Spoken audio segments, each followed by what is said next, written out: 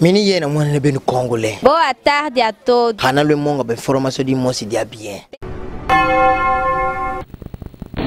Mesdames, Messieurs, bonjour. Bienvenue à cette session d'information sur Kit 24, reflet de Kinshasa. Les travaux sur l'arrangement particulier pour la mise en œuvre de l'accord de la Saint-Sylvestre ont débuté ce mercredi au centre interdiocésain de Kinshasa.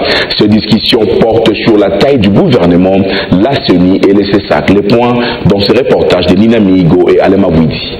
Le gouvernement, la mise en place du Conseil national de suivi de l'accord, le chronogramme des activités, la CENI, le Conseil supérieur de l'audiovisuel et de la communication, ainsi que le suivi des recommandations sont là les grands points sur lesquels vont statuer les délégués au dialogue de la SENCO. Le rassemblement, la société civile, la majorité présidentielle et le Front pour le respect de la Constitution, qui d'ailleurs n'a pas encore signé l'accord, participent à ces échanges qui pourraient durer 48 heures selon le secrétariat général de la SENCO. Vital Kamere exhorte les politiciens à faire montre de bonne volonté. Vous connaissez les politiciens congolais, quand il s'agit de parler de positionnement de postes, il s'agit de nous prendre un peu de temps. C'est pourquoi nous allons nous exhorter les uns les autres pour que nous puissions mettre l'intérêt supérieur de la nation avant tous nos tableaux particuliers.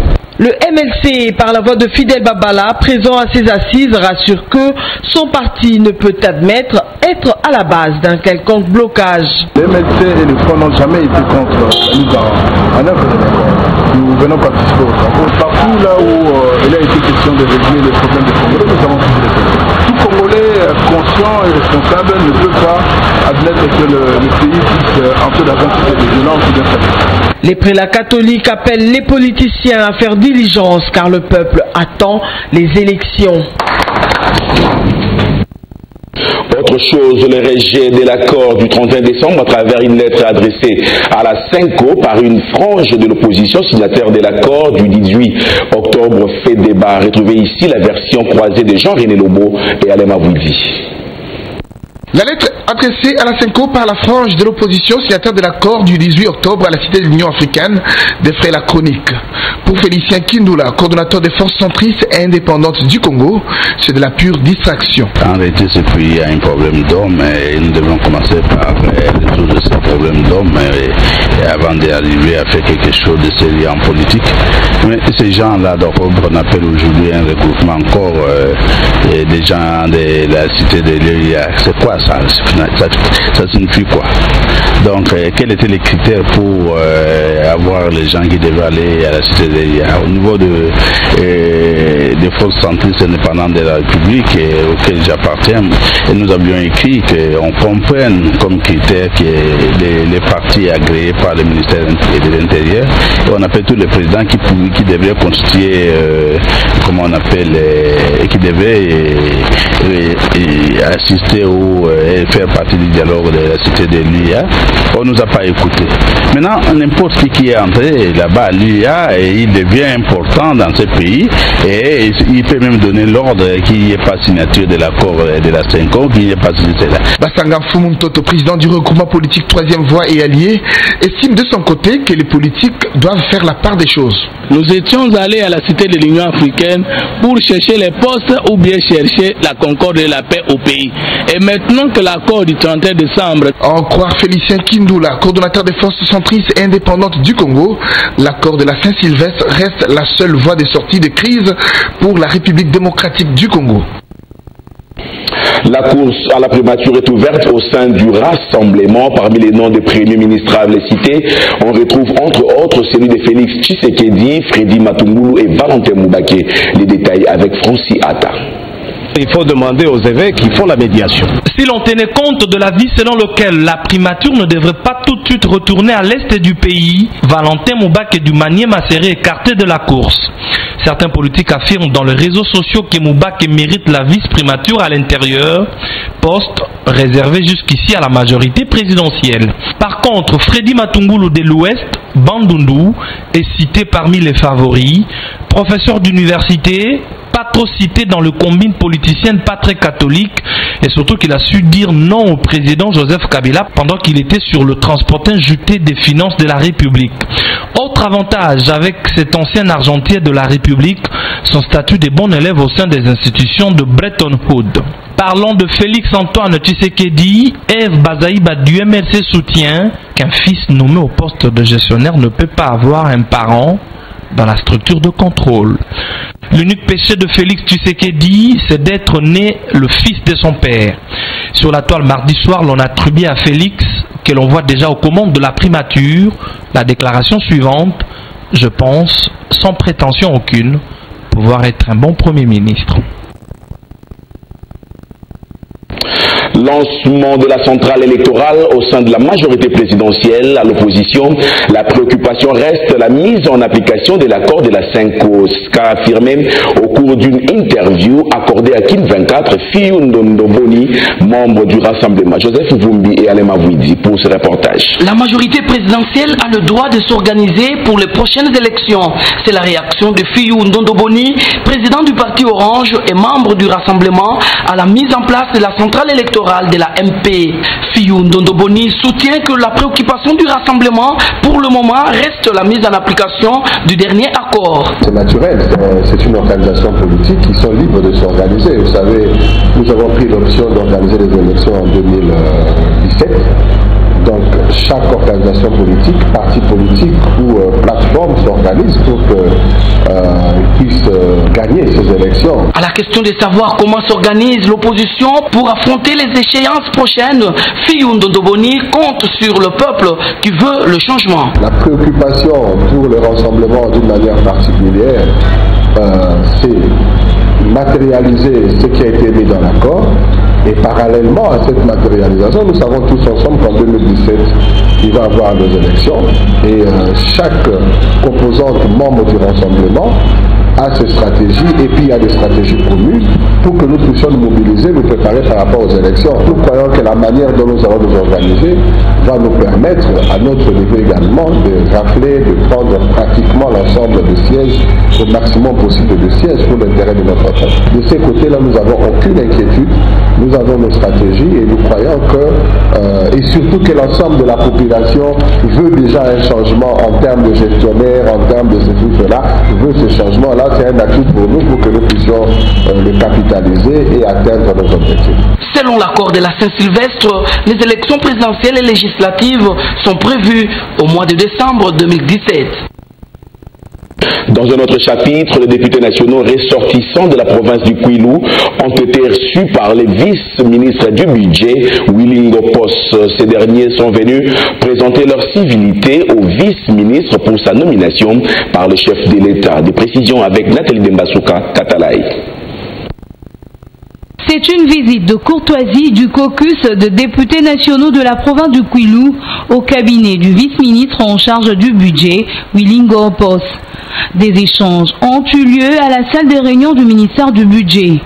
Ces députés ressortissants du Kwilu sont venus encourager le vice-ministre Willingo Post dans cette mission lui confiée par le président de la République.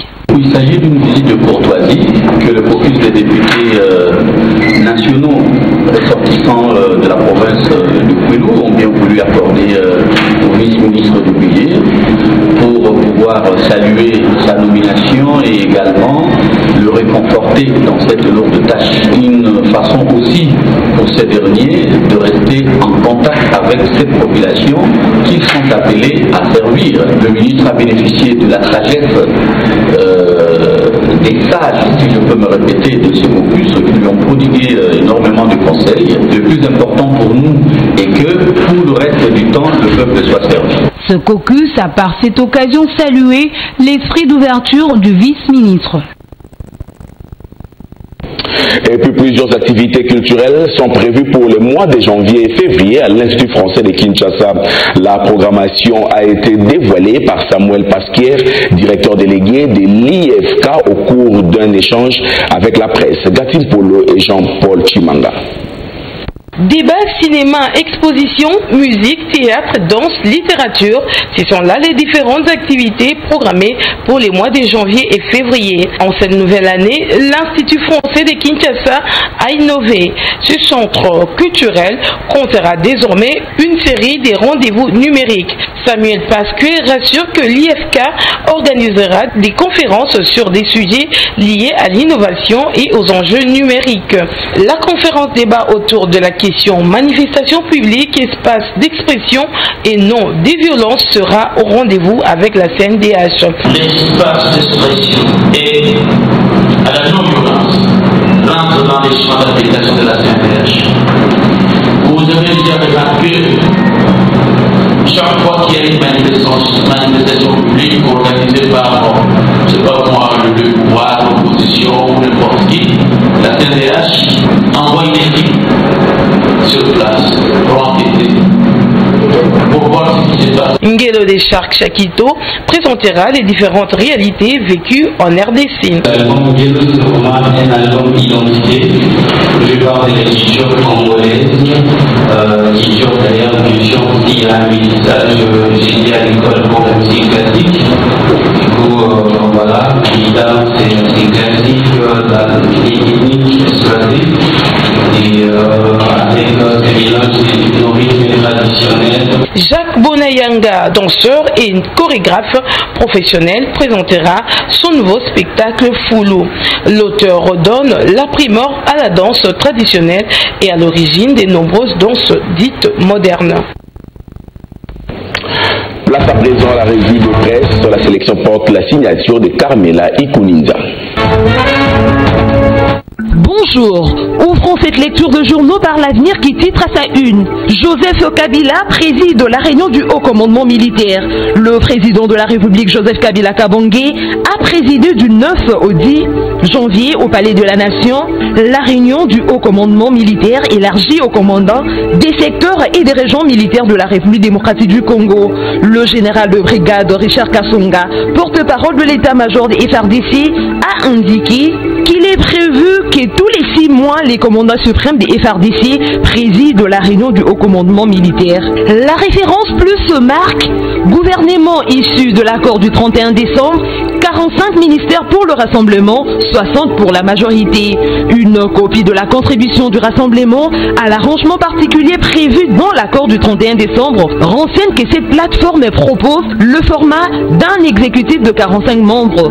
Cette plateforme revendique en outre 17 ministères et 4 vice-ministères dans la répartition pour les non-signataires de l'accord du 18 octobre. De son côté, la majorité présidentielle souhaite un exécutif d'une 60aine de membres du fait de sa fonction d'union nationale. Le candidat des opposants à la primature devra être un rassembleur et remplissant certains critères comme le niveau d'études, l'expérience, une expertise avérée et la connaissance parfaite du pays et de ses valeurs. Bouclant cette revue par Congo Nouveau qui signale qu'en 2017, les léopards de la RDC quittent le Cameroun pour le Gabon.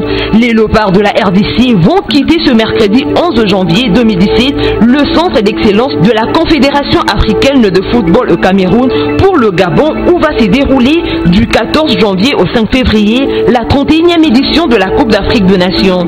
Ces changements est consécutif à l'annulation du match amical qui devait opposer la RDC au Zimbabwe qui a préféré disputer le même jour une rencontre de préparation contre le Cameroun. C'est tout pour cette revue. Merci et à très bientôt. Fin de ce journal. Merci à vous de l'avoir suivi. Au revoir. Mini yena mwana benu Congolais. Boa tarde a todos. Hana le monga ben formation di mosi dia bien.